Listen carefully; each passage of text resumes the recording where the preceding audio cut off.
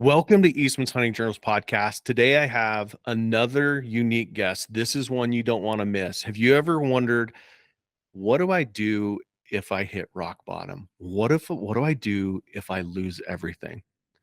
Baker Leavitt is my guest today. Black Baker is his handle on Instagram, Facebook. Make sure you check him out. He does a really cool thing on his Instagram called Baker's Thinks. What that is it's a typed out thoughts from Baker. Most of the time they're really funny. Sometimes they're very insightful. Sometimes they make you go, I don't understand that. That is a really good question. Baker's Thoughts, Baker Leavitt. It's Black Baker on Instagram. Check that out. He also goes into a couple things. He has been at the top. He's been a decade millionaire and lost it all in his 20s, and what he's learned from that and how he has built back what he's got and how he's going to keep it, as well as how he did that. How did he scratch himself out the decade millionaire, and how did he come back from such an epic failure? So I hope you enjoyed today's episode. Make sure you comment and ask me some questions. I'd love to answer them.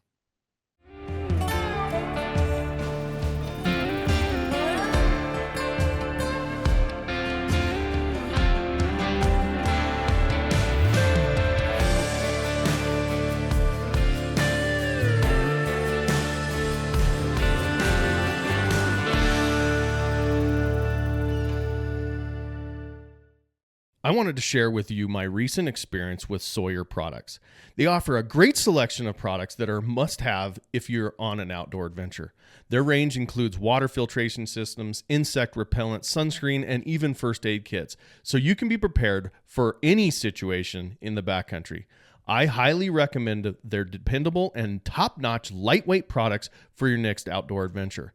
The water filters work in any situation. They even have one that is good for 400,000 gallons of water. And if you buy a water filter, you're helping to save lives all over the world. They donate millions of filters to communities that don't have clean, drinkable water. I also love their sunscreen. It lasts all day, is not greasy, and is virtually scent-free. Their bug spray repels ticks and other biting bugs. You put it on your clothes or your pets, and it's good for 6 washings. It even works on my horses. So before your next adventure, check them out at Sawyer.com and let them know you heard it here, and thank them for supporting Eastmans.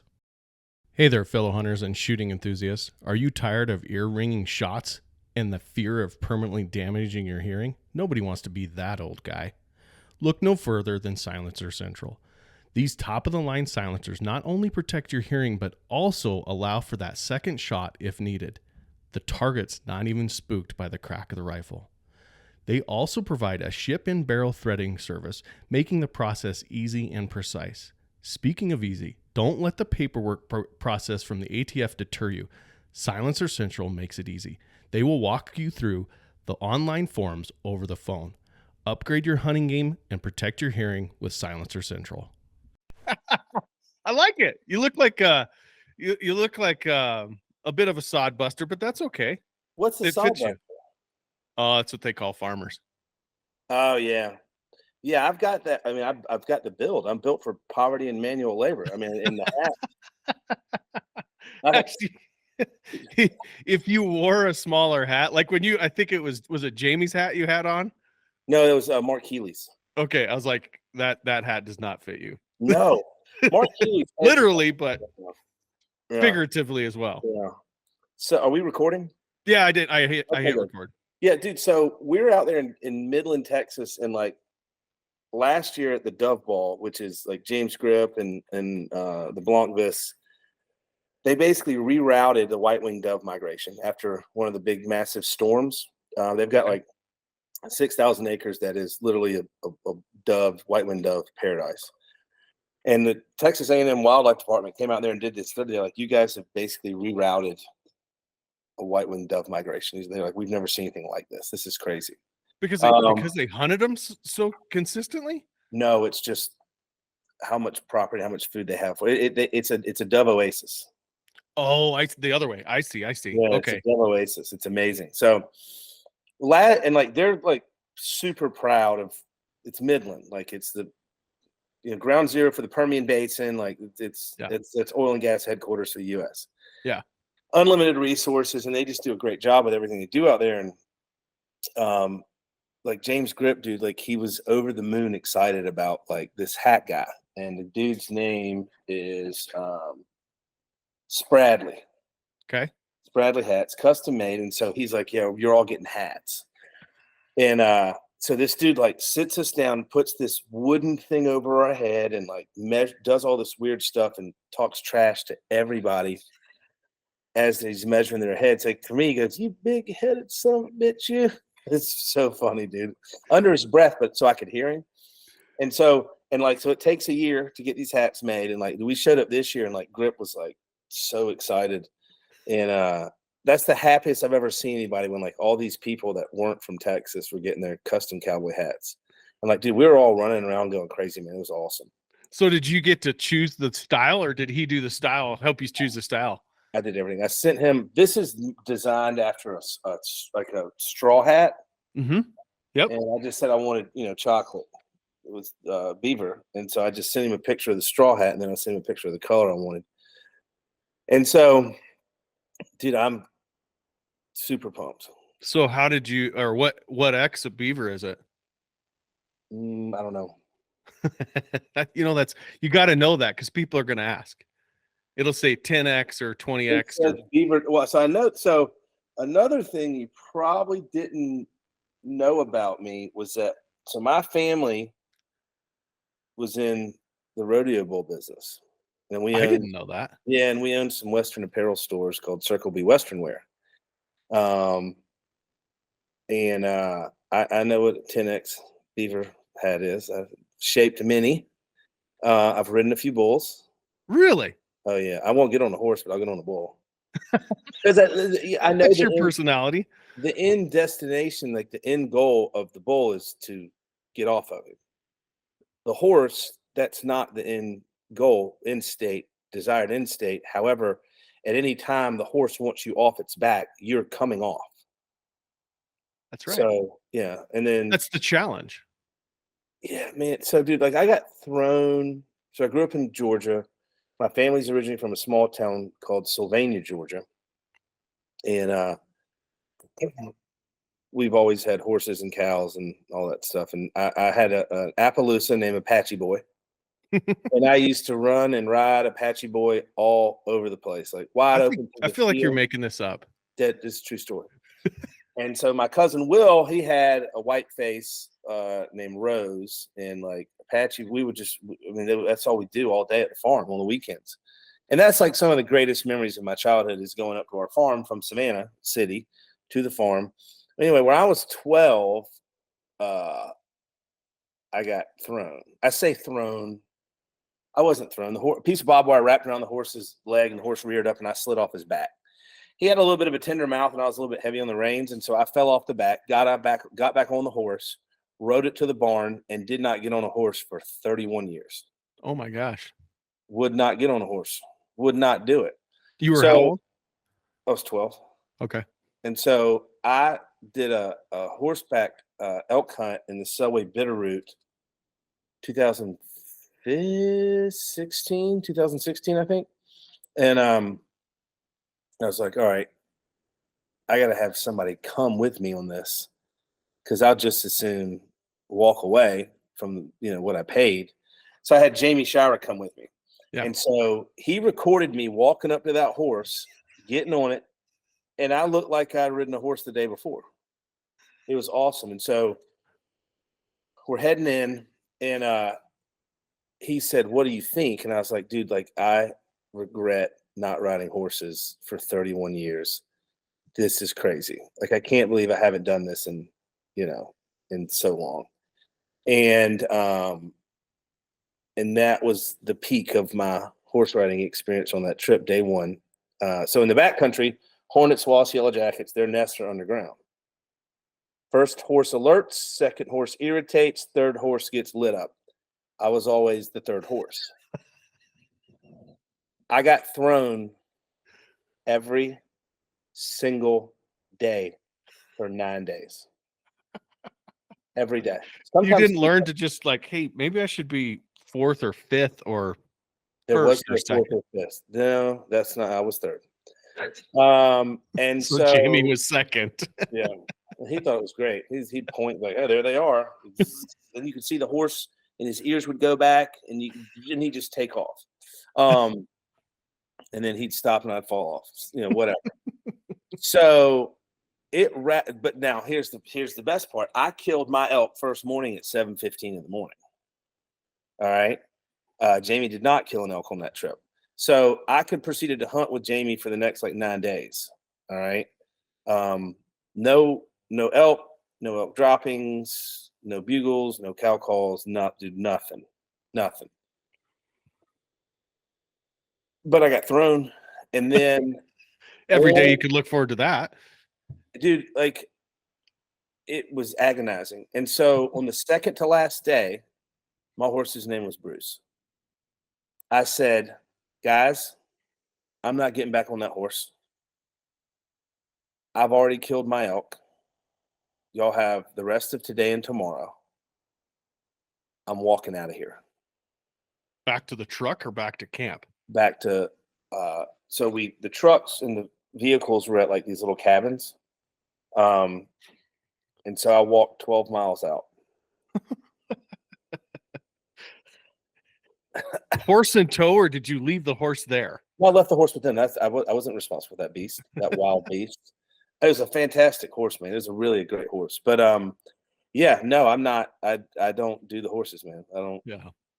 No, I there's guys that do and guys that don't. I have a little of both, and I have camera guys that want nothing to do with it, and I have camera guys that love it, and I have camera guys that think they love it and typically struggle with it. But it unfortunately what we do, where we do it, horses are a tool and a means to success for certain things. Elk, especially in the backcountry, if you go more than about 3 or 4 or 5 miles, you're not, elk, especially in September with the weather, elk is a real serious problem unless you have stock. Yeah. So that, I mean, it is what it is, but they're a tool. In my world, they're a tool. I don't fall in love with them. Yeah. I love them. I admire them. Hell, I'm reading Louis L'Amour right now. I'm reading the Sackett, all the Sackett books. Oh yeah. Finished Sackett last night. I start Pharaoh's. What's the next one? It'll come to me. But I read about horses. I'm basically a cowboy. Look at you got the hat and everything. I'm all hat, no cattle, as they say. That's me. So you grew up in Georgia, and on this farm, I assume you guys hunted it. No. Really? No, dude. So no one in my family hunted. I taught myself. I didn't know that at all. Yeah, dude. So I was 16 and it was Thanksgiving, and I borrowed a 30-06 rifle from someone, like non-variable scope. Like it was a Remington 30-06. I had a Winchester 165 grain silver tip ammo. Never shot it. Didn't know anything, but I knew like if you put the X. Yeah, you'd seen enough movies. Yeah. So my brother and I like drove out to the farm we're up there for Thanksgiving. We drove out there to the farm, dude, probably like 30 minutes before sunset, Yeah. Just thinking that's when you do it, and walked up to the edge of one of the fields. And sure enough, dude, there was like 6 or 7 deer walking out. I was like, oh my God, there's deer. And put the rifle on the fence post, put it right behind the shoulder, and pulled the trigger. And boom, and run down there, and there's no deer. I was like, oh, I must have missed, Yeah. And so we drove back to the house, told my grandfather and my mom and my uncle. I was like, yeah, I shot a big buck, and I think I missed. So he's like, we'll go look for it tomorrow. And so the next morning, we went back to the field where I shot. And then we were kind of walking through the field, and my grandfather at this point had kind of given up a little bit and was driving out of the field. And I walked up on the deer, and it was a doe. I was like, oh my God, here it is. Oh my God, oh my God. And I went, go get Tom, to my little brother. And Mitchell takes off running. He goes, oh my God, here's another one. So we had a huge massive doe with a yearling behind it, and the bullet went through and clipped them both. It was a perfect shot on the doe. Perfect shot. It ran 75 yards piled up. Oh, geez.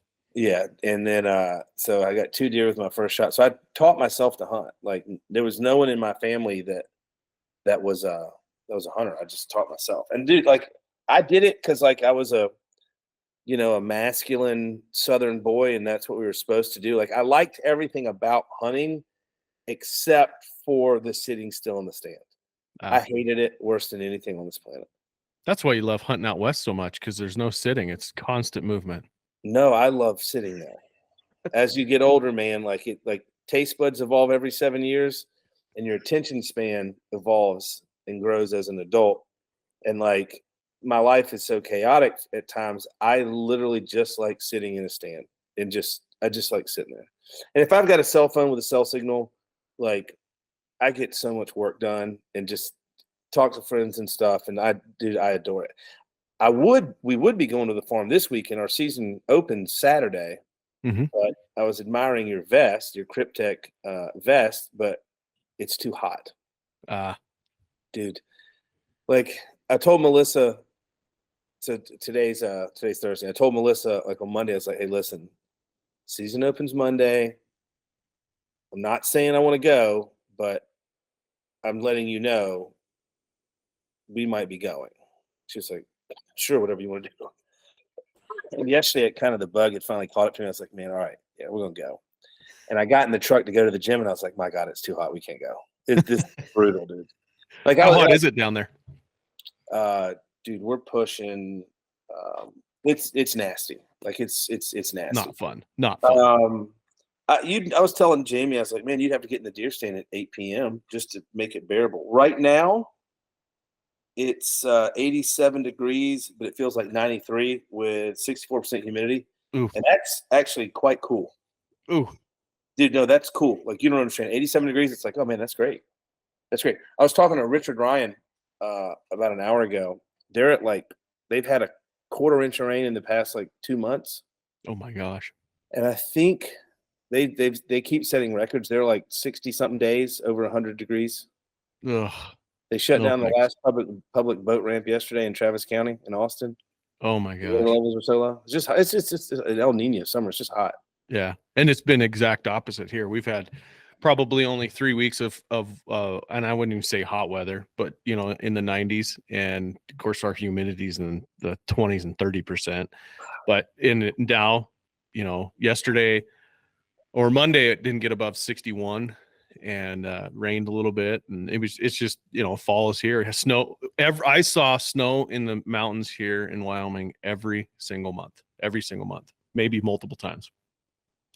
It's been a crazy cold summer, dude. Nowhere else. Yeah, I know. But yeah, so like, we were in Europe, we went to Scotland, we went to Amsterdam, and like, I'm thinking it's going to be cooler. No, I didn't put on really. Pants. Yeah, I didn't put on pants once. I wore shorts all the time. Jeez. Dude, speaking of which, man, so there's a couple things that our country does better than any other country in the world, like finance. Believe it or not, U.S. financial markets and the way that we handle finances, we're the best in the world. No one holds a candle. The thing that this country is better than anyone at, North American Wildlife Management Plan. 100%. We were in Scotland, dude. We went to Isle of Skye. We covered millions of acres. I mean, millions of acres. And we saw 2 deer. That's it.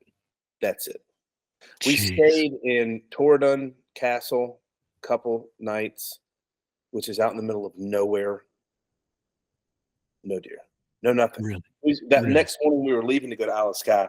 We saw one deer. Wow. Yeah. That's crazy. It's because they don't put a price on them. There's not a lot of hunters, and the meat market there is created it to be a market, unfortunately. Yeah, they don't have limits and stuff or management practices. Yep. It's quite insane. Like, if you want something to thrive, monetize it. Yep.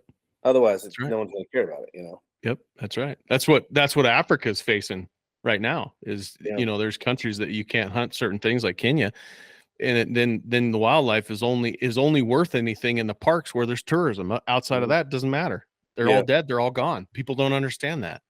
Yeah, that's what I tell people. Like, I'm going back to Africa in November. Really? Yeah, and I tell people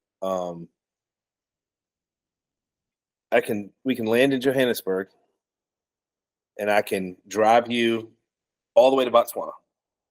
And every time I want you to tell me every time we go through a village that has hunting concessions attached to it, and then I want you to tell me every time we go through a village that doesn't have any hunting concessions, and you'd get a 100 on the test.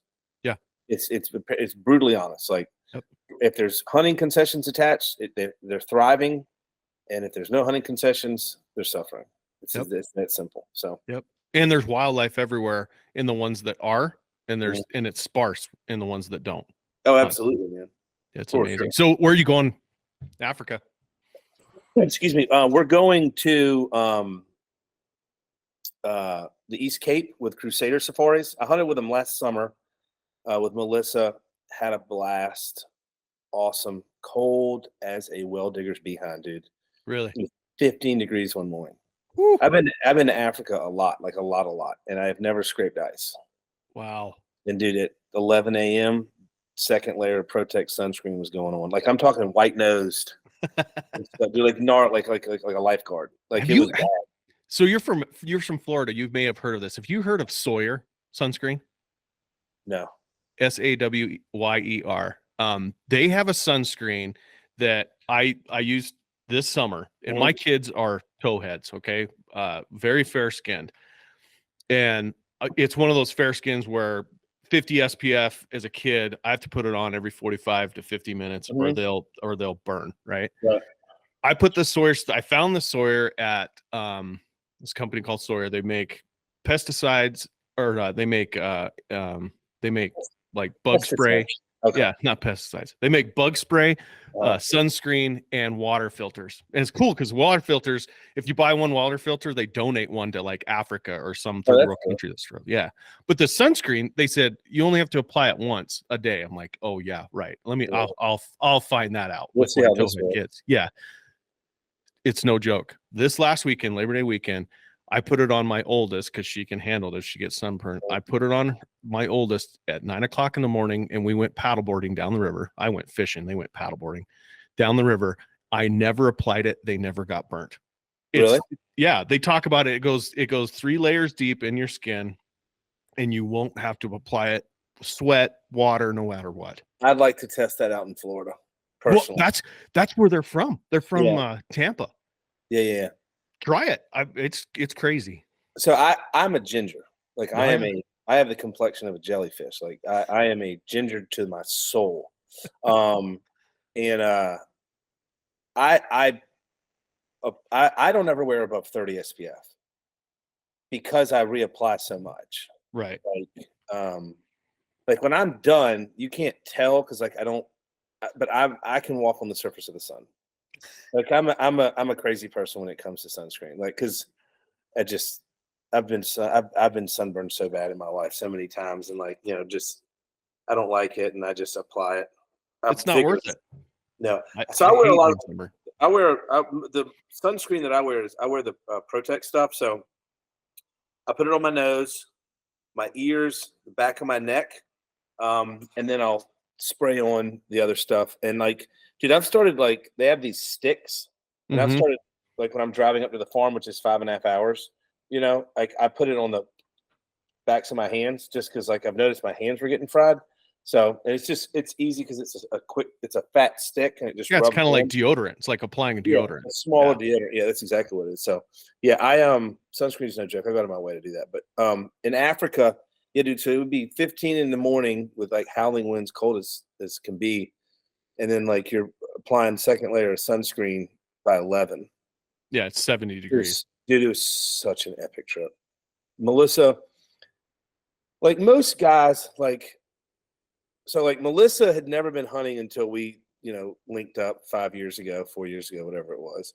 And like, she grew up in this little tiny beach town, and like, she's gotten to go all over the place hunting all kinds of stuff. And like, I don't mean to sound like that guy, but like, I put so much stuff in the dirt, And I still love the whole process. I love the pre-trip. I love post-trip. I love during the trip. I love everything about it. Like the stoke, as I would say, like it's still super high. But like when I have someone that's like never experienced it, and I can introduce her to it and let her participate. And like, dude, she was down for everything, every second of the day. And the coolest thing she's ever said to me, one of the coolest things she's ever said to me, she said, I understand now why this is your favorite place in the world. And dude, it was so awesome. Like, except on the giant eland. That's the only time she's ever yelled at me and been out of line. Every other time she's ever yelled at me, she's had a reason to, except this time. So you got to tell the story now, dude. Oh man, dude, this was like one of those things. Have you ever shot something and just been like, we've made a mistake. We've made a mistake. Yeah. So we are, we get on some eland we're in the Cowie, which is, it's the name of this hunting spot. And the Cowie's awesome. Like it's radical. It's the oldest cricket pitch field, whatever you want to call it, like in all of South Africa. Yep. Like we had lunch like by this old grist mill, and there's like this old, like 100 and something year old, 200-year-old cricket pitch. Wow. It's active, which is just cool as hell. You know, I don't know anything about cricket. Who knows I what don't that either. is? I thought you were talking about a bug for a minute. No, dude. Yeah. Like so, and like that after lunch, we're going out to make a move, and we're going to another spot. So like we're at like 6,500 feet elevation. All right. And we spot this big old herd of eland, and they are at 8,500. And so it's me and Dave the PH, who was a bow guy who didn't understand wind. And when I hunt with an outfitter, I do exactly what they say. Yeah. If he says put it on his ass, I put it on his ass. Like I 100% listen to what he says. Yeah. The switch goes on, the switch goes off. And then we had our tracker, and his name, we'll call him Chris. That wasn't his name, but that's what we called him. And so Melissa and Chris stayed at the Land Cruiser stick shift. That's important to know. They're like a couple ridges over. Eyes on the eland. We're making a move down. We go down the valley. We go down, across the valley. We start going up, trying to get in range. So I think we're at 550. And at a 300 Win Mag, and we finally get to where we, like, in that shooting situation, like seated, shooting out of sticks, like 550, like that's my range. Like that's the northern end of what I'm comfortable with. Yeah. Oh, it's very, very uphill. Very, very much uphill. Especially with an eland as big as they are. They're so big. They're so big. I shot him 6 times. Oof. What caliber? 300 Win Mag. Okay. You know, like when you shoot a deer or an elk or something in that front shoulder, and sometimes you hit them a little bit low, and you get up to them and it's just jello in there. Yeah.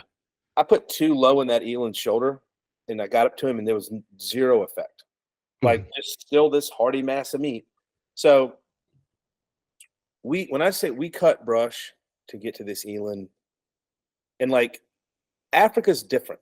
Everything in Africa wants to cause you pain and hurt you and ultimately kill you. Everything. It's bite, sting, and bite, sting, and poke you to death. Yeah, and they've got like the get back bushes. You know those thorns. It's like get back, come back here. You know. We call it wait a bit. You get in one of those, you're gonna have to wait a bit because they're shaped like a fish hook. Yeah, dude. So like we are busting brush uphill, torn to ribbons, dude. Like just torn to shreds, sweating profusely. Finally get up there. I got to put 2 more in him. And the eland started kind of running down the hill, running down the face. And like Dave's going, get there, get there, get there. And I'm like, what is he talking about? And he wanted to get to the edge of that plateau. So we're at 8,500 feet, mind you. Yeah. And so I shoot it twice up there. That's 8 shots. It finally goes down. We get down there to it. He's a little bit dejected. Maybe dejected isn't the word. He's concerned. He's forlorn. Like you can tell. Yeah. There's concern There's there. Something going on. Yeah, and so we get there. We get up to this eland and like we're high-fiving and big hugs. And I was like, oh my God, I'm so excited, dude. This is so awesome, man. Like, oh, this is great. And I was like, where's Melissa? And he goes, over there, and points. And I went, oh no. And I said, where are we trying to get to? And he said, down there. I said, how far is down there? He said, about 1.5 miles. Uh-oh. So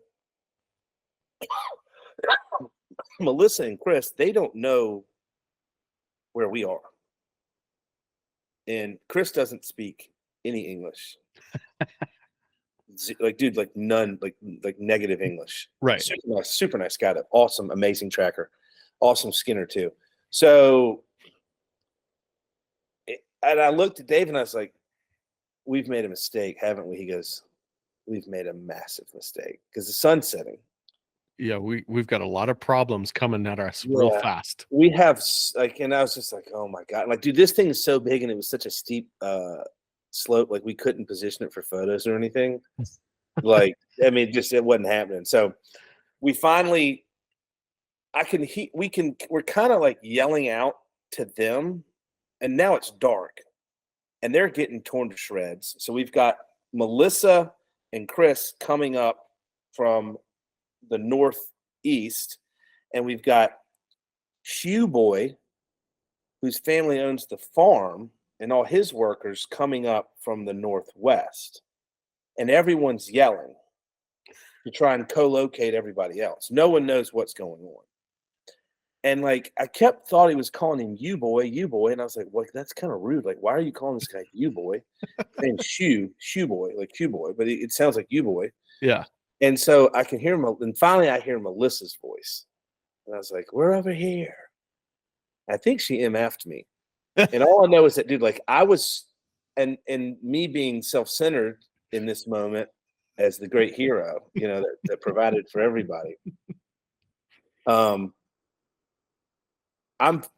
soaked through and through and freezing because the wind just kicked up, dude. And it was like 15 that morning. It's cold. And I'm like, and she's walking up. And I noticed she had like one of my hoodies tied around her waist. And like she's now stripped, she's not stripped down to a sports bra, but she's like down to kind of like an athletic top. Right. Yeah. And sweating, and she was pissed for about 5 seconds. She had to let me hear it. And then she saw the size of the eel and she's like, oh my God, this is awesome. So like anyway, so she's like, I think the truck's broken. I was like, what, why? So Chris didn't know how to shift the truck, so he went down in first gear, dude just blew it up. Oh, geez. Yeah. So that was a super gnarly experience, like massive eland. I'll send you a photo of the face of the that plateau where we pulled it down, dude. Like it looks like someone drove a bulldozer right down the middle because the grass was shoulder high. Okay. And so we're packing this animal out. It was a nightmare, man. But it was an amazing trip. Like super awesome. Had a blast. Can't wait to go back. This was last year? Last summer, yeah. Had some really good shots too. Made some really good shots. I think I heart shot 4. Wow. And so, but like I had a budget. I was like, all right, this is how much I'll spend. This is, and Melissa shot some animals, which was super cool. Like, I don't want to go over this budget. And these are the animals. And like, if this one doesn't present itself, I'm going to shoot one of these. And like, so a Cape Kudu is like $1,750 and a Leshway is like $3,000. Right. So we didn't see a shooter kudu. We didn't even see a kudu. We're like, let's have another look. It was like, nothing. Yeah. But for people listening that have never been to Africa, like the cool thing about Africa is like when you go out, imagine going out Western hunting and every animal you see, you have a tag for it. Yep. So it's not like, oh, I'm only looking for kudu today. Like you'll see 10 or 12 different species. And if you want, you can shoot any of those or all of them, But it adds up. So if you shoot a kudu, it's a trophy fee of $1,750. If you shoot, a Gims buck or whatever, it's X amount of dollars. The Leshway was $3,000. Yeah. So Leshway's $3,000. So you're in the back of your mind, you're constantly going, is that kudu big enough for $1,750? Or is that Leshway big enough for $3,000? Well, and so you're constantly doing that. Yeah, it's like you have an abacus in your head. Yes. You're sliding beads back and forth. But the thing that's even more interesting about the Eastern Cape kudu is that an Eastern Cape kudu is a lot smaller than a greater kudu. Yes. It's a totally different animal. And so you're like, am I going to shoot? So if you're going to shoot an Eastern Cape kudu, like you want it to be above 45 inches. Right. You want it to be a good one. Now, a 45-inch greater kudu, I'm not even looking at it until they're after 50. No, not even through binos. So I was like, all right, this big old trophy bull Leshway, like we've been seeing him every day, and like he's just a stud. It's huge. And I was like, you know what? I'll go over my budget by, $1,500, whatever, $1,400. Because I'm not going to shoot a kudu. I'll just shoot this Leshway. That's totally fine. So shoot the Leshway, heart shot with a 260, which is a super cool rifle. I'd never hunted with one. I was using one of theirs. It's kind of a fun gun to shoot. Battlefield to backcountry. In these times of uncertainty, it is important to find communities that share your value and interest. Cryptic has built a reputation for excellence in outdoor gear, providing effective camouflage patterns for all kinds of activities, everything from hunting to tactical operations.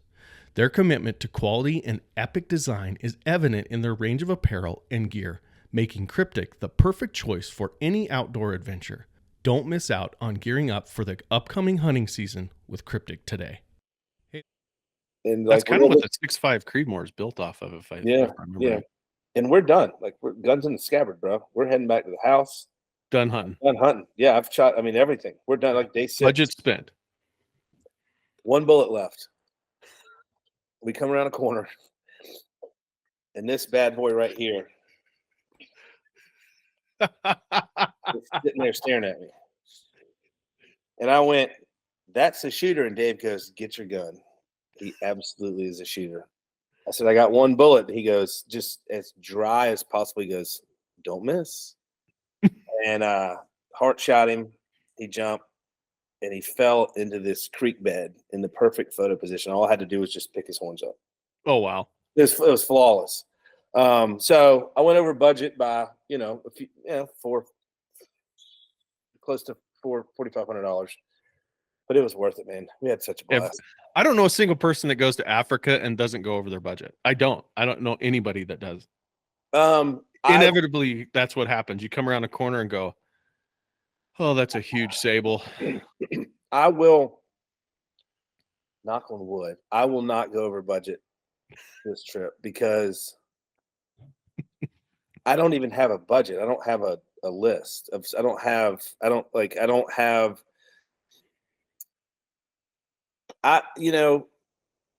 Like the whole Cape Buffalo thing is kind of like dripping in the back of my brain. Like just kind of, when you get that adrenaline dump, like, and something's about to kick off and you're priming the pump. So what I do is like, I've been pulling, 500, 1,000, 1,500 out of the bank, for the past. Been selling Bitcoin for it? No, I will never sell any of my Bitcoin. I'm keeping it till I die. But no, I've just been like, whenever like deposit money or whatever, I pull cash out and I don't count it. I just put it in the safe, and it's not a Liberty safe. I want to talk about that in a minute. By the way, we need to. I would love to. So I think I might do a Cape Buffalo, but like my brother's not going to be there, and Melissa won't be there, and so yeah, that's one of those experiences. I don't know so let me tell you a story about Cape Buffalo. Melissa may not like it. Now, I don't know her, but I will tell you this. My wife is a rough, I don't want to mean rough, like rough looking. She's just a Wyoming girl. And right. she's been, we do the grizzly bear thing a lot. She's been in a lot of danger. There's a couple things that she doesn't like, and it's heights, but other than that, she's pretty much maybe trusting of me. And we went on a Cape Buffalo hunt when we were first married. We only been married a couple of years, like 4 years probably. And she went on the Cape Buffalo hunt with me every day walking. And of course, every time we see buffalo, one of the trackers would push her down below the grass because she's stark white. Mm-hmm. Push her down below the grass so that they couldn't see her because it's white contrast.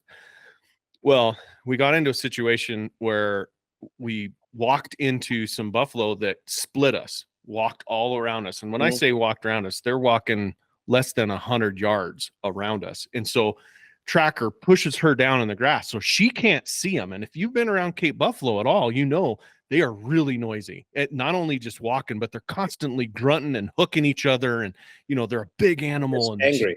They look at you, just randomly look at you like you owe them money. I mean, it is just, like that buffalo right there. They just look at you like they owe you money or you owe them money. And for one other thing, every part of their body looks like it is made of steel. Like their ankles are imposing. Everything about a Cape Buffalo is violent. Yes, everything. And so after that experience, and then these buffalo went around us, and I couldn't get a good shot at the biggest bull, and so it didn't happen. And then the buffalo got upwind of us, and they decided to turn around and run back around us. So now they're running, and she's in the grass. She can't see anything. She can see my back, and the tracker's got his hand on her. So they run back around us. We got back to the truck, and she did one of those, like Melissa did, one of those moments where she puts her finger in my face and starts giving me the what for. And she says, I am not doing this again. If I'm hunting, I'm going to either watch or I'll stay in the truck. And she stayed in the truck the rest of the time for the Cape Buffalo. She went on the zebra hunt and all the other stuff, but she was not happy about that. So we were, the first day we were trying to get her a blue wildebeest.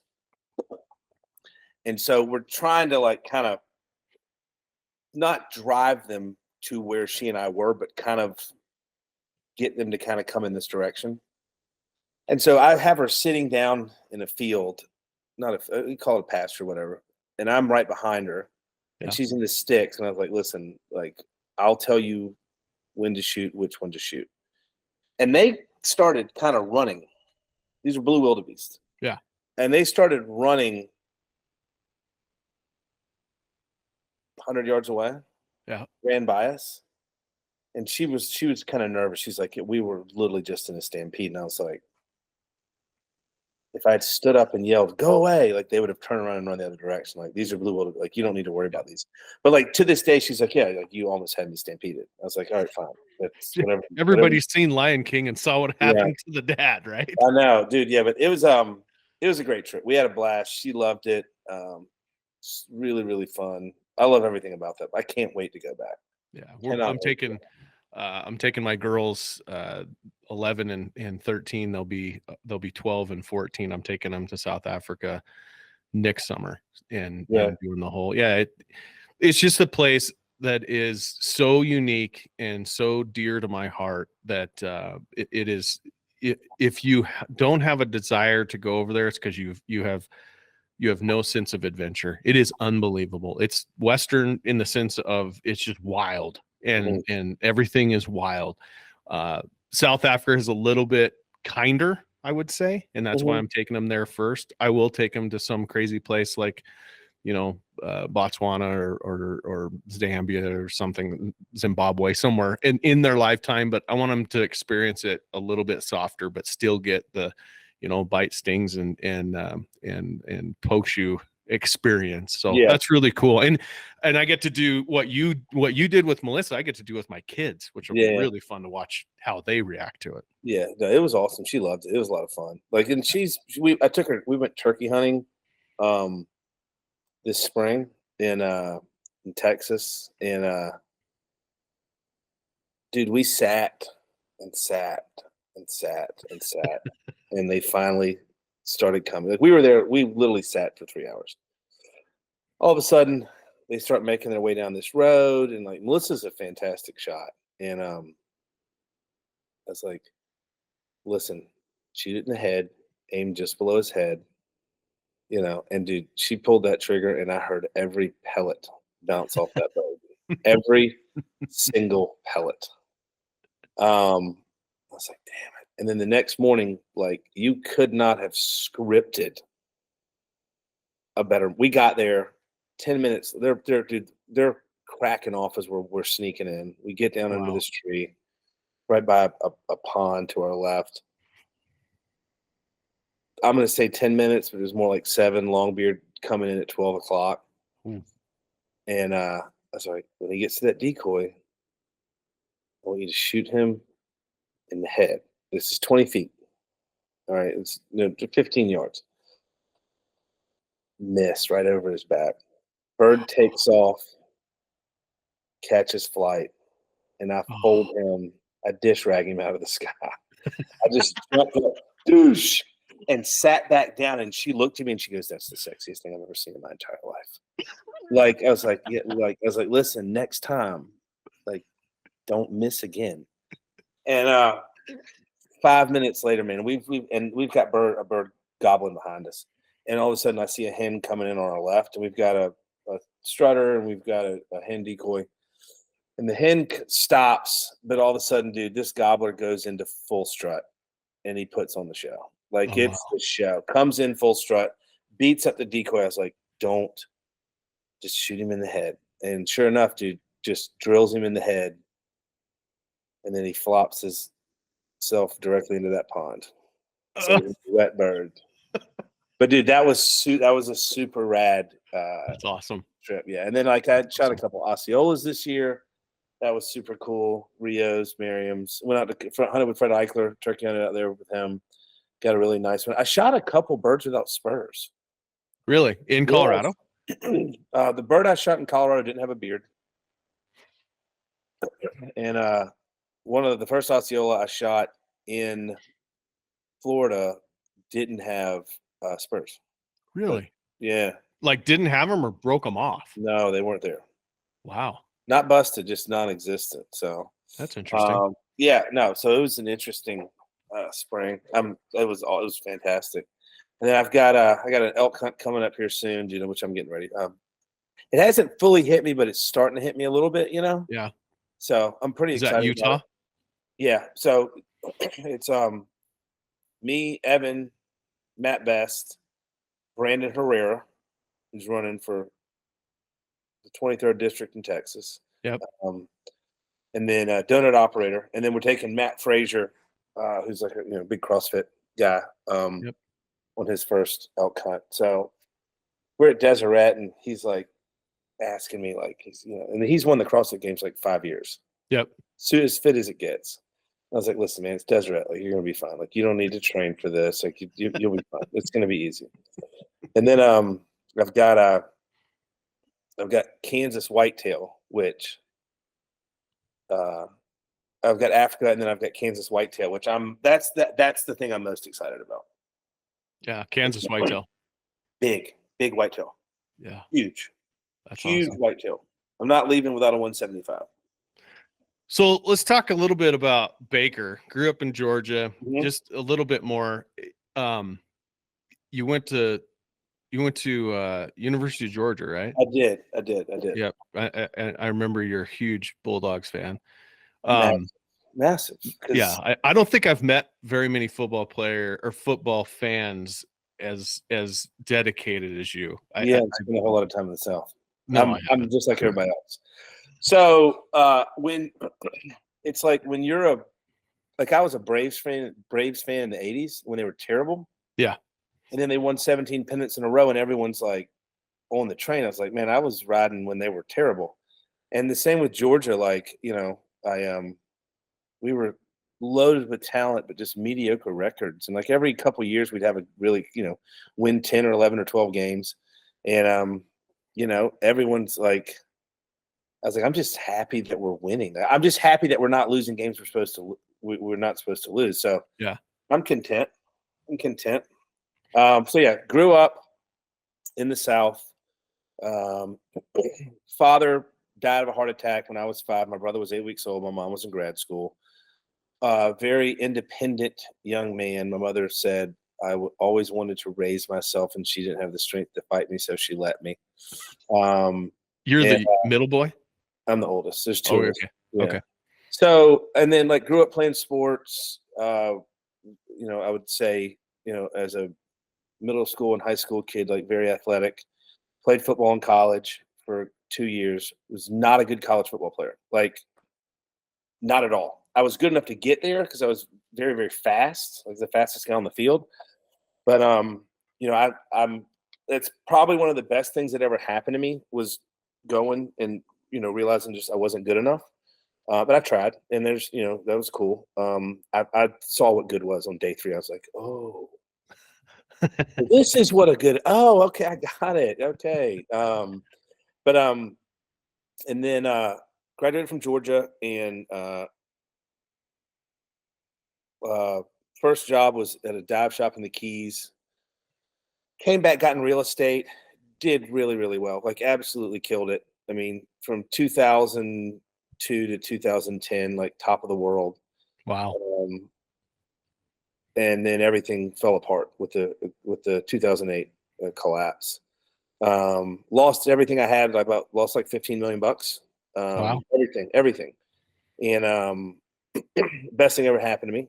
Because if not, I'd still be in Savannah, Georgia, selling real estate. Joe didn't do like I did like condo. Like I was like one of the owners of like 5 of the largest buildings in historic district.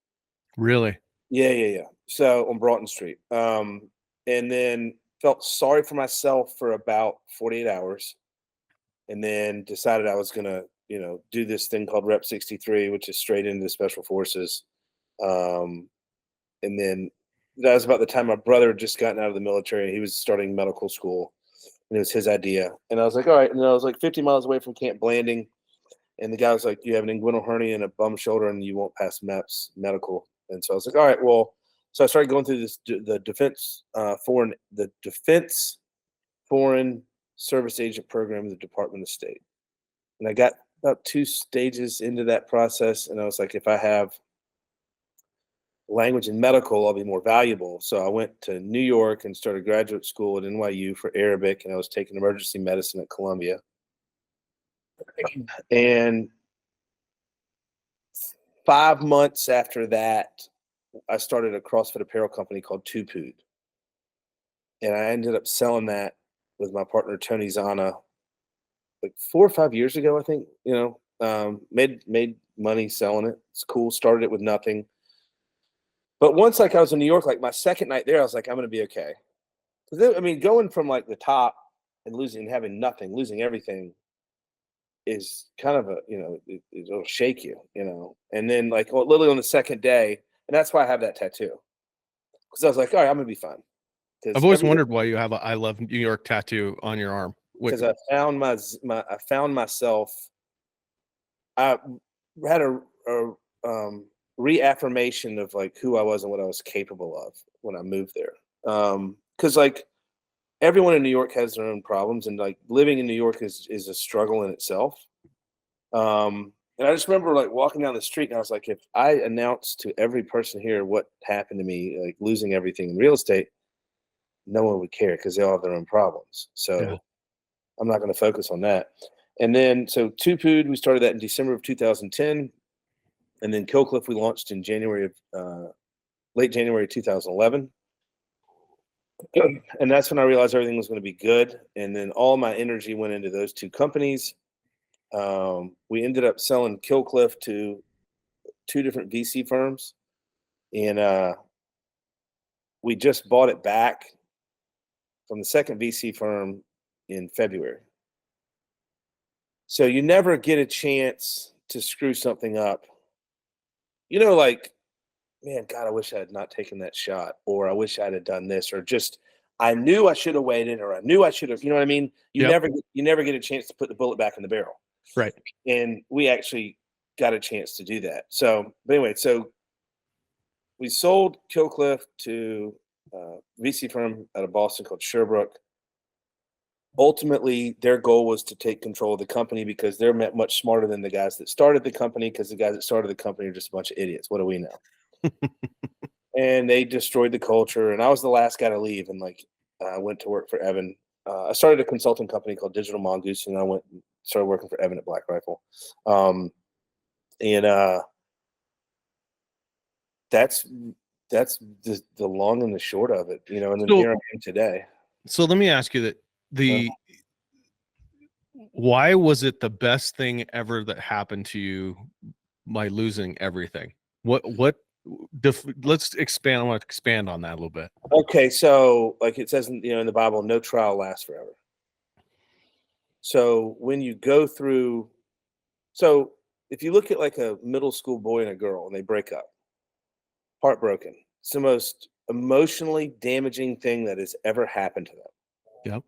And most adults are like, oh, you'll be fine, blow it off. They laugh about it. But at that time, that's the most significant thing that's ever happened to that kid emotionally, most likely. So if I hadn't realized that, I was not a college superstar, when I was, being a really, really good high school football player and going to college and learning that your best days were in the past. Yeah. Especially as a son, like you were talking about, like me being a football fan. Like if I had never tried that and failed, not failed, whatever. That's a good word. If I had not tried to play college football and realized I wasn't good enough to play college football, like to this day, I would be like, man, I should have. Be that guy like on Christmas break, man. I sure should have given it a shot, man. That still happens to me. Like I'll go home and like I'll run into guys like, man, I wish I had tried to play college football. It's like, bro, that was 38 years ago. We're 48. Shut up. 1, 2. You were awful. You were third string. You blocked a punt against David Massaros. You blocked a punt against Bryan County. We were winning 48-12. That does not mean you were good enough to play football in college. Yeah. That was your greatest moment, Massaros. Embrace it. Stop talking about it. So trying something and learning if you're good enough or if it was the right decision, so the college football thing was really good. And then losing everything, this is going to sound, I don't want this to come across as douchey, but it's going to sound douchey. Losing everything for me and then building it back, like kind of taught me that like money isn't that important because like I can make money however I want, whenever I want. Making money for me and like the way that my brain and personality works is actually quite easy. So I am not beholden to my bank accounts or my investment accounts or my assets because I've had them taken away. You know what I mean? And so I know that I've lost it before. Hopefully I don't lose it again. I'm smarter now. But if I do, it'll be okay. And also like the reason that all that real estate stuff failed, everything I had was the cap rates on all my investments, all my real estate stuff were phenomenal, like minimum of 15 cap rate. All right. And I had one project that I know I should not have done. It was a $6.5 million trend. I bought 2 buildings on 5 and 15 West Broughton Street, $6.5 million. And I knew I shouldn't have done it, but my ego wouldn't let me back out because the bank approved the loan. What a bunch of idiots. We're going to give $6.5 million to a 29-year-old. Like how stupid. But ego is what caused that. And then I had partners. So we had 310 to 322 West Broughton Street. And then it was basically the same group of investors. And my partners were using funds from that project to do construction on this project. So that's a commingling of funds. And when everything was going crazy at that time, like they were commingling funds, not trying to like steal money, but keep 2 projects afloat. Yeah. And I should have pulled a fire alarm when I saw it, but I didn't. And I didn't speak up. And ultimately, would that have changed anything? No. But you learn about yourself when you go through some really, really hairy situations. And for me, like I got audited. The IRS said well, I lived in Seattle. They sent me a letter. They said I owed them $1,012,000. No, that's not true. They said I owed them $668,000 because in 2008 I made $1,012,000. And an agent, IRS agent, called me and I was like, "Hey man, if you tell me where that money is, I'll split it with you." He did not think that was funny at all. So, dude, like I anguished over that for a while, and I was like, "Oh my god, I have to go through." It cost me $4,500 to get all of my documents from from that time period sent to where I lived. Jeez. My accounting bill was $34,000, and that accountant, Jim Trainer, who actually passed away about 2 months ago, is awesome dude, wonderful man. He was like, "All right, man, I'm done. I need you to come in and bring your checkbook."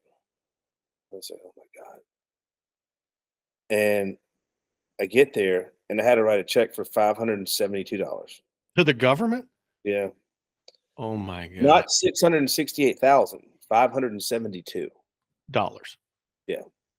Jeez. So I learned some stuff during that too. And I mean, you want to talk about sleepless nights, man. Like, Oh, I'll bet. so I have to spend all this money to show and educate the government that they're wrong. And that was another one of those like trials, it's like, all right, I've been through some crazy stuff. No trial lasts forever. They suck going through it, but it is what it is. And then and then like that first round of when Kill Kliff started kind of changing for the worse, like they brought in the CEO from Minnesota. He was woke before that was a word. Oh wow. And this was 2016, 2017. No. 2000. Yeah, so that he came on as CEO was 2015, 2016, and 2017. Woke wasn't a word. Like it wasn't a thing, and like just it's like, okay, like, and Kill Kliff was my baby. Like, what's the future without it? And walking away from something that you've dedicated, like you get a second outlook on second shot of life, so to speak, and seeing that which you think is crumbling and failing, and they're dismantling everything that you built. That's a struggle. That was hard too. But like, I started Digital Mongoose, and my income first 30 days doubled. Worked out well. And also all through that stuff, like I'm like everybody else. I want things done now. Yeah. And you learn to play the long game. And I never slandered Kill Kliff publicly. I never ran my mouth. And I've done a zillion podcasts. I didn't say anything bad. And here we are. We just bought it back in February. That's cool. That's I cool. mean, I could have run all over town trying to burn that place down, but I didn't. Yeah. So let's talk about Kill Kliff. How did it start? What is it? And what's the future hold now that you're back at the helm? So Todd was a SEAL, Todd Ehrlich, Bud's class 198. And like they were giving those guys like, this is early 90s, they're giving them Gatorade and 800 milligrams of ibuprofen, and he's like, there's got to be a better way. So he started kind of tinkering around with the idea. And in 2011, like he just, and Todd got out of the teams in 98, 99, and had some tremendous success in business ventures and stuff, and was like, I'm going to do this. And he did it. And we crossed paths, and I was like, the CrossFit space because I had Tupood, which made CrossFit shorts and, the CrossFit Metcon belts. And it was a valuable lesson in mobile customer bases, that's where I learned it, taught myself. And I was like, yeah, like, this is a great drink. Let's see what the CrossFit people think about it. And they all loved it. So I learned I could transfer my Tupood customer base and introduce them to other products, as long as those products, air quotes, were on the same aisle of the grocery store, Right. So as long as it was like a like-minded product with principles and stuff, they would get embraced or get banished. and everything I've ever put in front of anyone's always been embraced, because I don't like if it's like if you're in the meat section, I'm not going to be like, hey guys, have this yogurt, super duper, like I try to use common sense in everything I do, but yeah, so launched a CBD line, which really kind of saved the company. John Timar and GW were in charge of it. So that they brought on this like total weaselly little CEO from Minnesota. And like my thing is like I'm not like the boss. I'm not a boss. I don't want to be a boss. I like being inspired by someone that I want to work for. Like Evan at Black Rifle. I don't ever want to disappoint Evan. I don't ever want to let him down. And that's the same thing with Todd at Kill Kliff. It's like they're just dudes. Yeah. They've been in fights. They've been punched in the face before. They've punched Yep. someone in the face. They're men. Yep.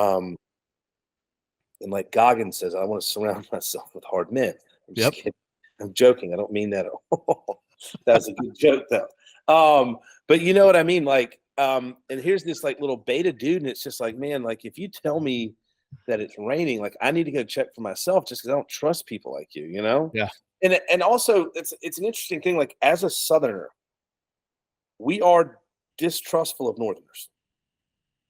So if I hear someone with a Northern accent, and I don't care what anyone says, anyone that was raised in the South, grew up in the South, raised by Southern parents, if they hear a Northern accent, they will make a note of it because we don't trust them, from the Civil War and carpetbaggers and all that stuff, But like he just like this little Weasley, what? So yeah. Anyway, what was I saying?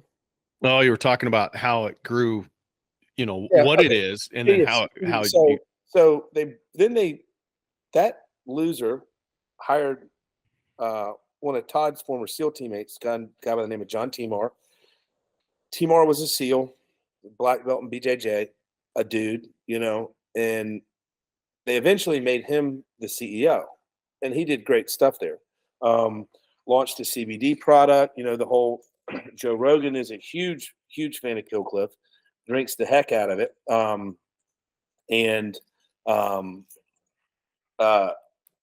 That really blew the company up. And so then we just recently did a product launch with Joe and Cam Haynes called Elk Blood, which is spicy cherry. It was a delicious flavor. I think cherry is the superior flavor. Like, I don't understand why watermelon and strawberry exist.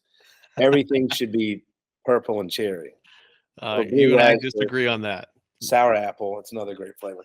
But so the future, I'm not involved in the day-to-day operations. I'm a director of strategic relations at Black Rifle. Like that's my and then I have Digital Mongoose, my consulting company. I consult for Kill Kliff. I have equity in the company, but my day-to-day role hasn't changed. Then the reason I was late for this podcast was because I was on the phone with Todd and Olivier from Kill Kliff. The future is, and this ties into a question you asked me, why is that the best thing ever happened to me? We're emulating successes that people and companies have is super easy. And a lot of people, that's their focus. I want to do what these guys did. I want to do what these guys did. Like, I want to do this. I want to do that. That's easy, man. The secret sauce, because no one talks about their failures. Yeah. Don't step in the doggy do. None of the bad things that have happened to me in the past in my life will ever happen to me again. I will never make those. I'll make other mistakes. Oh, yes, I will. But I'll never make those same mistakes that I did in those things. Because you learn, like you learn. And that's the key to success is you're going to make mistakes. I say this to my kids. I say this to everyone. You're going to make mistakes. The key to success is learning from them and not repeating them. That's it. So like when you meet people that do like the same thing over and over, or they're always in some type of just, crappy situation or whatever, it's like, that's a byproduct of your decision making, So emotionally, like I can be very reactionary about stuff. Like I can get worked up really quickly. But when it comes to like decision making on like, should we do this? Should we do that? This and that? Should we do these things? I am a little bit slower. And that's one of the better parts about getting older, man. It's like, is the wisdom. Yes. God, I was an idiot growing up. My mother was yelling at me on the phone last night about something about when I was 18. Like I said, that's 30 years ago. And she's like, I'd be winding down and you'd be getting wound up. And I was like, what are you talking about? She's like, yeah, you'd start running around the house at 9 at night, clapping your hands. In my life, I've never done that. I have never run around my house clapping at 9 o'clock at night. Yeah, so complete nightmare. But yeah, no, you just get older and wiser, and you just learn stuff. And then people start calling you for advice. And that's one of the more rewarding things. So at Black Rifle, I've been there since the beginning, and tons of people hey man, how do I do this? Or, how well do you know this person? Or what's the best way to interact with this? We had two people. One was an offensive guy, one was a defensive guy. And the offensive guy was like, hey man, how well do you know so-and-so? I was like, I've known him for 6 years. He's like, yeah, what's the best way to communicate with him? I was like, you're an offensive dude, he's a defensive guy. Just take a rap, slow it down a little bit. He processes things a little bit slower than you, and he's you want to go, and he's trying to protect. So just little things like that, people reaching out for advice. It's super flattering. I enjoy it. And it's just man, I wish someone had given me this advice. Yeah. However, I wouldn't have listened to him. So it doesn't matter. One of the things I really appreciate about you, Baker, is your ability, and I've watched this for years now, your ability to network, your ability to look at somebody and go, I know somebody that you need to talk to because you two can build something that is going to be epic. And your knack for that, I've never seen anybody close. Well, that's a mathematical thing. That's a gold star. Yeah. So and it took me years and years to get past, to convince people that I didn't want anything out of it. A lot of well, what's in it for you? It's what do you mean what's in it for me? I mean, what's your angle? I was like, no, you're starting this, you're doing this thing. That dude knows everything there is to know about that thing. Talk to him. Yeah. Just talk. I don't want anything out of this. Yeah. I'm just, you've never done, and then, because then it's you turn it around, you're like, hey man, so you don't do any, you don't help, so you're mirroring yourself. You're an a-hole. Yeah. I need to watch. I'm going to go tell him not to talk to you because you're a sneaky bastard, So, right. But anyway, yeah. But no, it's been fun, man. And it's I don't know, you do things, you make decisions, and you find yourself in positions that you never thought would be possible, or is this ever going to happen? And it's when I shot my first elk in Utah in 2015 or whatever it was with a bow on public land by myself. I was like, oh my God, what do I do? I remember looking down, dude, and my leg was shaking. And I pulled out my phone and recorded my leg shaking, and I was like, you can hear me go, what am I doing? And then, it's as a Southerner, it's you dream of killing an elk, and then you do it, and you're like, oh, that's easy. If I do it, that's the thing. If you can teach somebody to do something once and put a little confidence in them, they'll be able to replicate that. You can do it again. It's not hard, It's not hard at all. But I also take pride in shooting people straight. What if you had to ask, or if you got asked by a 22-year-old yourself at 22, what is one or two pieces of wisdom that you would pass on that everybody should know? I have these answers. I know you would. So the first one is something that would have absolutely no impact on my net worth, but it's a financial answer. And it's I don't like wasted opportunities. I really, really hate missed wasted opportunities. So I would have told myself, no matter what you do, put $6,000 away in your IRA every year. Make your IRA contribution every single year. That would have no impact on my net worth, no substantial impact. But it's just a stupid ass thing I didn't do. I was running around partying, and that money, was consumed and then urinated out the next day. Yeah. That number two I'm going to cuss when I answer this question. Chill the fuck out. That's what I would tell myself. Yep. Chill the fuck out, Baker. So I can run hot on things, and I can tend to obsess about things like a transgression or a wrong. I have to write that in my head in some capacity. So like I would literally tell myself the things that you get pissed off about from time to time in the grand scheme of things have no meaning. And I still give people this advice all the time. It's like, hey man, what were you mad about yesterday? I totally forgot, but you were pissed off. What was it? They don't remember.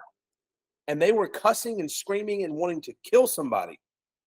And I'm guilty of that to this day still. Like I get wrapped around the axle about things. Make your IRA contribution, chill the fuck out. Those are great advice. That's great. And there's a third. Okay. Be more diplomatic. What do you mean by that? Engage in more diplomacy. Not everything if you're a hammer, everything's a nail. And not everything is black and white. And I see things in black and white. So years ago at Kill Kliff, we had a psychiatrist do all these different tests on all of us. Okay. And there's a math component. And then there was a component like it, like would you like 1 through 10 is the scale. And it's like, would you rather build a model airplane or snort cocaine and do ecstasy all night? You know what I mean? Like complete opposites. Yeah, it's trying to determine your decision-making process. And so when we got the results back, they went through everybody's, and mine was last. And Chris Irwin, he goes, so what about Baker Leavitt? And she goes, I'm glad you asked that. She goes, I've been doing this for 30 years. And in my 30 years, I have never seen anything like this. And he goes, what do you mean? She said, it looks like 7 people took this test. And she said, like 1% of the population will get like a 1, like a 1, 2, 3, or like a 8, 9, 10 in like 2 of the questions. He did it in like 16. And she said the thing that's most kind of crazy is that like 0.5% of the population will have a 1 or a 10 in like 2 or 1 or 2 questions. He did it in 7. And so like my mother was an educator. My mother was a college professor. And I remember calling my mother and telling her, she goes, did y'all pay someone to do this? And I was like, yeah. She goes, all they had to do was call me. She's like, y'all paid someone to get this information about you? So I but what I mean by be more diplomatic, when I started Digital Mongoose, it was January the 3rd, 2007. It was like 10:16 in the morning. I lived in Seattle, north of Seattle, Mill Creek. I was standing outside my townhouse, and I was on the phone with Evan, and I was like, all right, man, I'm starting my consultant company, and I'm, what's one piece of advice you give me? He goes, be more diplomatic. And I was like, all right. And ever since then, I've focused on that. So, I don't like, there were times like, just I'd be willing to burn stuff to the ground, Yeah. Yeah. And now there's people, places, things, companies that like I should absolutely have made public statements about, but it's like, all right, I'll bite my tongue. I would be warranted in saying something hateful, in telling the truth about different people, places, things. And I've bit my tongue and that's all. It's normally, that is like, that's all. It's done me well. It's it's like, because you don't ever, Robbie Callen, who had 18 kids, and Robbie Callen was worth, I don't know, $500 million. And he was like a mentor in real estate. And Robbie sired his last kids, the twins, when he was 70. Robbie told me some advice. He said, I'm petting my dog right now. He said, when you leave the closing table, everybody needs to walk away a winner. And he said, don't ever humiliate or embarrass anyone, because no matter what, if you're in the same industry, you will have to work with them again. And that has served me that's been very sage advice and has served me very well. But yeah, so I would say annual contribution in the IRA. Excuse me. What was the other one? Be more diplomatic and then chill out. Chill the fuck out. Annual contribution in the IRA and be more diplomatic. Yeah, that's great. That's great. Oh, number 4, call your mother. Call your mother. I was waiting for you to say that because you say that a lot. Call your mother. I do, because I went through a phase like I didn't talk to my mom very much for a few, not because we did anything wrong. I just too self-absorbed, you know? Yeah. And your mom gets older, you know, your stepfather dies, and it's just like, man, I went through a phase of being a shitty son. So I call my mom all the time now. Yeah. Normally I try to pit her, I try to convince her that Mitchell is a bad child and he does bad things. So I make up a lot of stuff. He makes up outlandish shit about me to her. Tells my mother, he told my mother that we went to Scotland for Melissa to get stem cells. Does she believe this stuff, or does she know that you guys are just pitting each other against each other? She'll you know, I don't put anything past you, Baker. It's like, wait a minute, what? And he has a way of like phrasing his statements, you know, like that are just kind of crazy to where they're believable, super believable. Yeah. So yeah, he does that. But like I try to get him back too, you know, like he'll send me nasty photos of like what he does in the toilet. Well, here's what he did. He'll take a crap, take a photo, reverse the photo, and send it to her and say, Baker just sent this to me. You know, when you flip exposure on a picture? Yeah. I've never sent him a photo of any of my bowel movements in my life. But he sends all this stuff to my mother, and she's like, I don't know what to believe. It's like, what? Like, what are you talking about? So your mom's sitting down there going, I either have 2 diabolical children, or they're diabolical, meaning lying to me, or they're really nuts. The nuts, she gets the nuts thing, but it's because she still busts our balls about like we were horrible students in high school. Horrible. Like I don't have any recollection of ever doing homework in my entire life till I got to graduate school. And I'm not embellishing that. Like I don't know that I ever did homework in high school or college. Graduate school worked my tail off, and then my brother is a doctor. He's a Stanford fellow. He graduated second from the bottom of his class. I think I was third from the bottom, third to last in my class. And she still like just busts our chops about it. But like we were both like incredibly successful people. And it's like, well, let's compare like where we are in life to the people that were above us there. Yeah. Like, you know, the only guy that's doing better than me from my high school was Stephen Cannon, and he graduated last. He was the one behind you. And Steven was like an early like investor in Medtronics with his father. Like he's on Easy Street, but like she's still, or the fact that like I was in college, like I didn't graduate in 4 years. I lived in San Francisco and worked for an investment bank for like a year. I took like a year off to work on Wall Street, and like she's still like, you didn't graduate in 4 years. It's like who cares? Like, Mama, that was 48 years old. Like surely I've done stuff. Like the track record is. Like surely I've erased some of these catastrophic failures in your eyes, you know. But so that brings me to my last question. What is Baker Leavitt going to be thinking about on his deathbed? What do you wake up every morning striving to do so that, God willing, you have the ability to be on a deathbed and it doesn't happen instantly in a car crash or something? What are you going to be thinking about when I'm laying on my deathbed? Yeah, I have no idea. But I do know this. I think about from time to time, if I were on my deathbed now, right? What would I give to be doing what I'm doing right now? And so throughout the day, I'll have that thought. Like, would deathbed Baker be ashamed of Baker right now, getting upset about something so trivial? If I knew when I was going to die, would I be arguing with this stranger on Twitter right now about politics? No, I would not be doing that.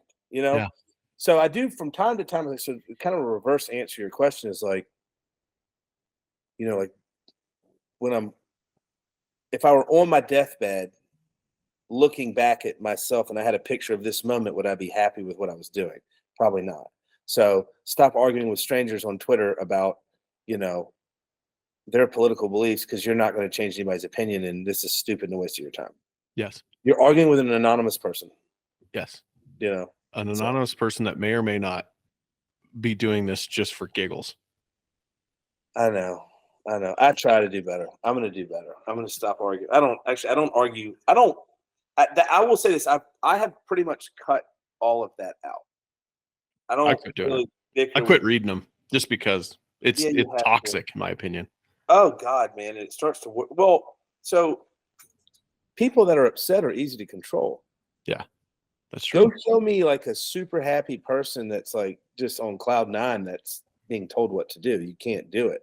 Yeah. You go find someone that's pissed off and like they're easy manipulated. You get 2 people mad, you can get 4 people mad. You get 4 people mad, you can get 8 people mad. 8 turns into 16 and it keeps double. Yep. It's easy to make people upset. Making people happy is the thing that's something to be proud of. So that's right. All right, I gotta get me some pizza. Well, all right. I appreciate it, Baker. Thanks for everything you're doing. Yeah, man. I appreciate the time. Yep. Have a good evening. All right. See you, dude.